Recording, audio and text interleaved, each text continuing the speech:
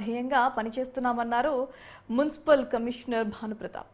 ఇటీవలే విజయవాడలో జరిగిన వరద బాధితుల సహాయ కార్యక్రమాల్లో ఏలూరు నుంచి 400 మందికి పైగా పారిశుద్ధ కార్మికులు పాల్గొని సేవలందించారు.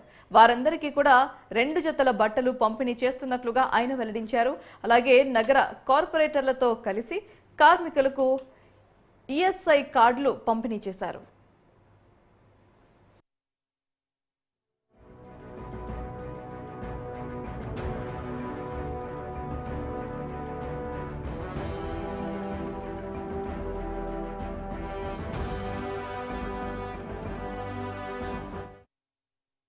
ముఖ్యమంత్రి వర్యులు శ్రీ నారా చంద్రబాబు నాయుడు గారు కొత్తగా బాధ్యతలు చేపట్టిన తర్వాత ప్రకృతి వైపరీత్యాలు దృష్ట్యా విజయవాడ నగరపాలక సంస్థకి బుడమేరు ఉప్పొంగి విజయవాడ మొత్తం కూడా అల్లకల్లోలం అవడం జరిగింది.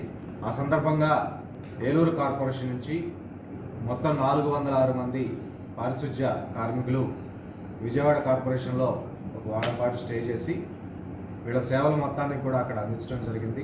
వీళ్ళు చేసినటువంటి సర్వీసెస్ గుర్తుగా గౌరవ మంత్రివర్యులు, అదేవిధంగా గౌరవ శాసనసభ్యులు, గౌరవ మేయర్ గారు వీరి అందరి ఆదేశాల ప్రకారం వీళ్ళకి ఒక్కొక్కళ్ళకి 2 జతల చొప్పున బట్టలు పంపిణీ చేయమని చెప్పి గౌరవ పాలకవర్గం మొత్తం కూడా ఆదేశించడం జరిగింది. ఈఎస్ఐ హాస్పిటల్స్ ద్వారా ట్రీట్మెంట్ పొందేదానికి ఇప్పుడు సుమారుగా 190 మందికి ఈఎస్ఐ హెల్త్ కార్డ్స్ జారీ చేస్తూ ఉన్నాము. ఆంధ్రప్రదేశ్ రాష్ట్ర ప్రభుత్వం భద్రాద్రి కొత్తగూడెం జిల్లా